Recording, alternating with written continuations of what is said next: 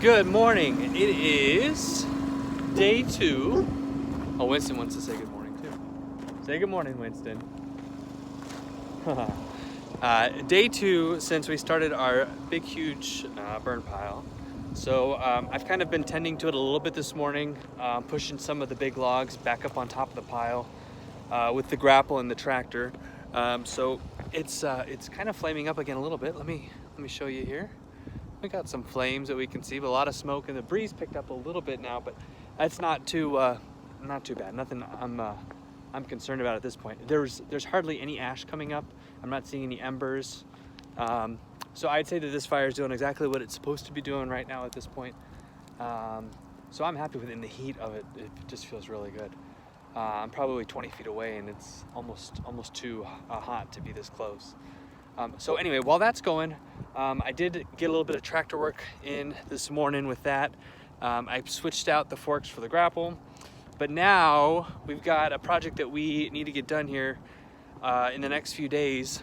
We have to get all of our plumbing done, all of the trenches for it, both for the water line and also for the electrical. So we've got the well right here, the well pump right here, and on the downside of this bank, I'm gonna dig the trench as deep as I can get before I hit that shale bedrock. I might go a little bit, scratch at it a little bit and see how far I can get down, but I'm pretty much gonna take it as far as I can go with this little baby bucket here. And then everything else that we're gonna need is gonna have to be, I'm gonna have to find dirt elsewhere to get 4 feet on top.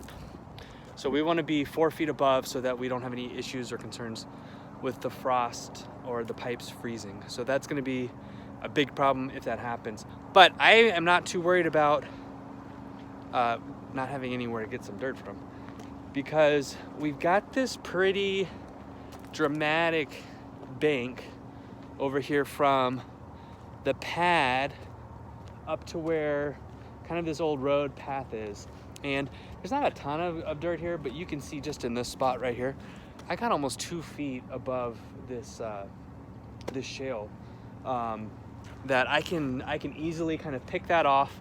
And not only that, it's going to help out so that there's not such a large difference from the higher elevation on the road going next to the shop down to the pad of the shop, or wherever that final finished slab is going to be. So I think that kind of is going to be serve 2 purposes for us. We'll reuse some of that dirt to make sure that we protect our water pipes that are being directly buried in the ground. And then we'll start to pull some of the dirt out of the way to ease up the transition. I wish I had somewhere to put the barn right now. It's just kind of in the way. I'd love to be able to have access through here, especially after we get the slab poured. I mean, I was thinking about pulling it up there by the outhouse. I could always pull it back here a little bit, but it's full right now. So we don't really have anywhere else to put that stuff. I'm expecting we're still gonna need a couple of months of just being able to kind of do laundry in there and use it for storage. So I might think about that a little bit more to see where else we can go. But the plan is to go right to the side of it. Let me come up here to give a better angle. We'll see how this works out once I start digging. But again, there's the well pump. We're gonna dig just on the downside of this slope here. We're gonna come right through here. These trees, these 2 little, where am I pointing? These 2 little trees right here might be casualties of this trench, but it's gonna go right through here. We've got this big stump here that's holding up some logs right now. We're gonna probably come just to this side of it. And so let's see, let me see if I can do this with my, so we're gonna go from there all the way through here, all the way through here, and then down this way. We're gonna cut right across the road here. And then we've got this temporary little ditch that we've been using for draining all of our wastewater. And so I think that trench is gonna have to go right through there, and it's gonna follow along, right along the side of the temporary barn here. I'm gonna go kind of a few feet up on this bank till we get down there, I don't know, about 15, 20 feet from where the end of the shop's gonna be. So I think it's gonna be about 120 foot long trench, and that's just gonna be to get water into the shop and then we'll have to obviously get power back to the well pump to be able to power it. Where right now we don't have the source of that back here until we get connected to the grid. But I'm going to run the conduit for that anyway, because I'm just thinking in the future we're going to want to be able to have, whether we're pulling from the batteries over in the shed, or from the grid, or the grid's going to tie in over to the shed through the same conduit, and then we'll come back and power that's probably how that will be when it's all said and done. So the grid power will run through this conduit. It'll be the same trench. We'll take it all the way over to the shed. It'll tie into the inverter and the batteries, and then we'll have another line coming back from there, back up to the well pump here, and then that'll be powering the way in which we power the well pump in the future. But anyway, there's a trench here that's desperately calling my name that I need to get started on, because we want all of those places where the pipe's going to stub up through the slab to be done and ready to go by the time they get ready to pour the concrete, which hopefully is going to be later on this week if the weather forecast cooperates. It's all scheduled for Friday at this point. So if the forecast clears up right now, it's about a 50% chance of rain, which would scratch that for us, unfortunately. But if the forecast improves, then I think we'd be pouring by the end of the week, which will be really exciting. So I'm going to get started on this, and we'll see how much progress we make.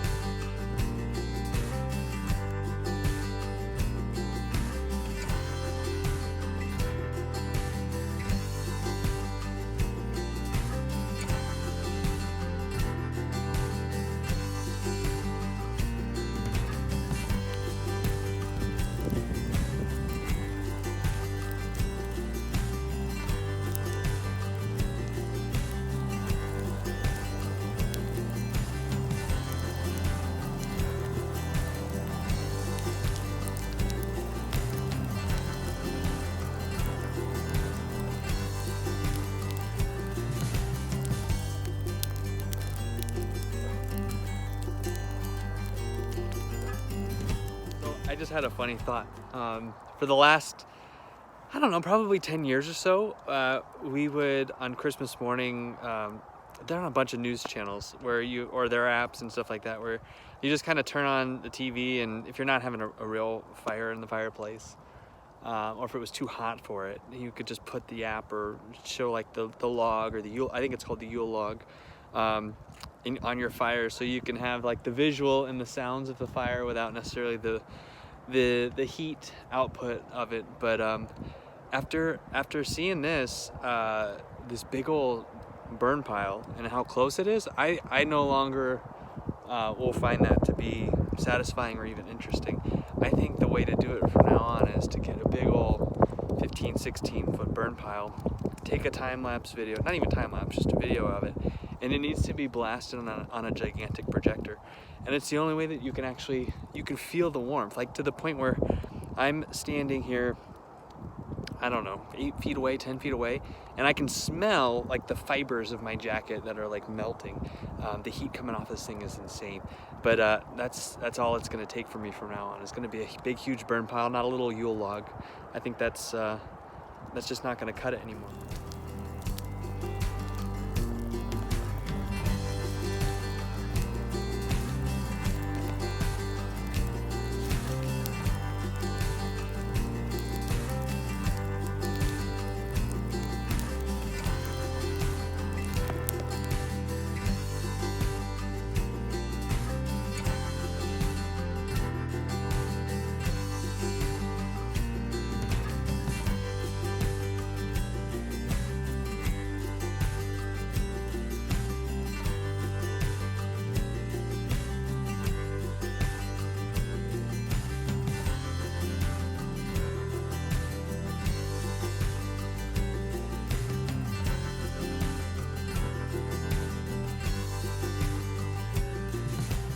All right, so I've just been digging here at the bottom of the hydrant a little bit.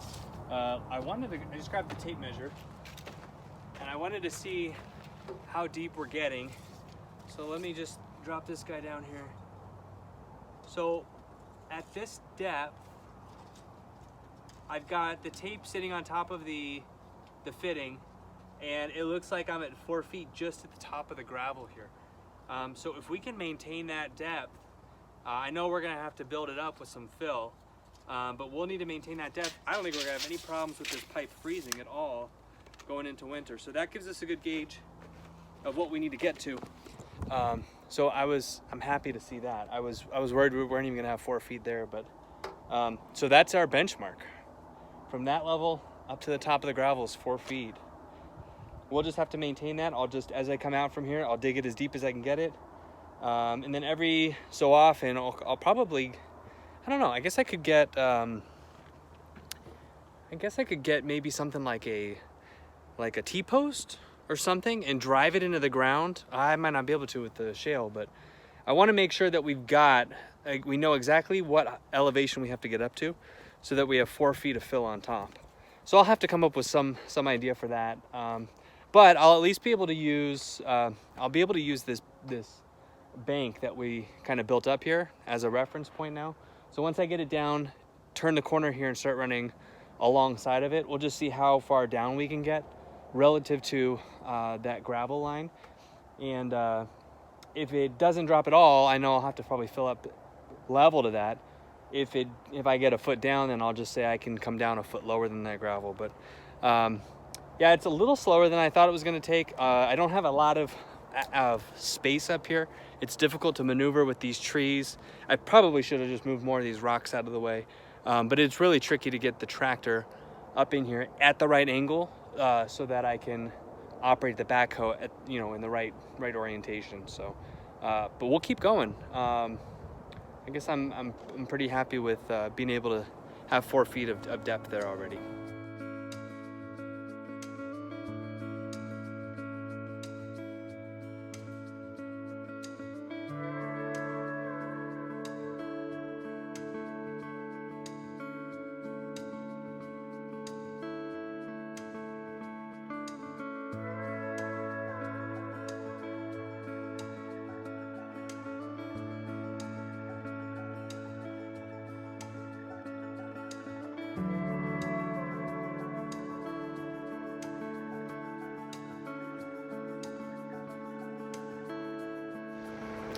So I just, I don't know if you saw it when I was in the tractor, I was clearing out some space, getting some of that dead, there was that one big dead stump that had started to rot a little bit.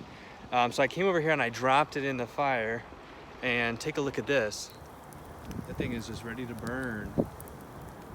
So I'm hoping that with that kind of burning up here on this higher side, that it increases the heat and that some of these large stumps that are up here on the high side will catch and actually will start to burn a little bit. But I'm worried about having some of those big stumps left over.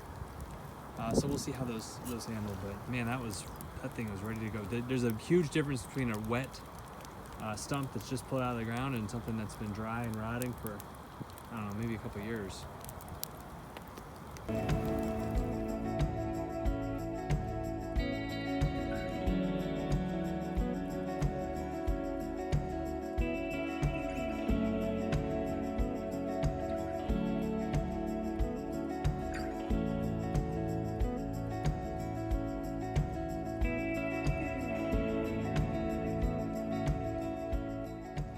All right, I'm gonna have to call it there. Andrew's got an orthodontist appointment, so we have to go pick him up from school. We gotta get into all the way down to Coeur d'Alene, but I'll show you what we got here. I got, I don't know what, maybe 15 feet, 10, 15 feet done. 20 if you count from the hydrant. There's a big old rock down there. I'm gonna try and see if I can get that boulder out. But I'm having a really hard time maneuvering between these trees and getting the tractor in the right position with the backhoe arm. So I just gotta keep working on it and just be careful and not damage the trees. I don't want to hit them, but we'll get there. Once we get through, I think this next stretch of maybe 8 or 10 feet, I think I got a really good angle beyond the trees here to get it straight out to over to where that stump is. So I think I'll just be a little patient here, take my time. If anything, I'll just loosen up the dirt, and I can always just kind of remove it or pull it out of the trench with the shovel. So project is on pause here for today, and we'll resume it tomorrow when I got some time and some daylight.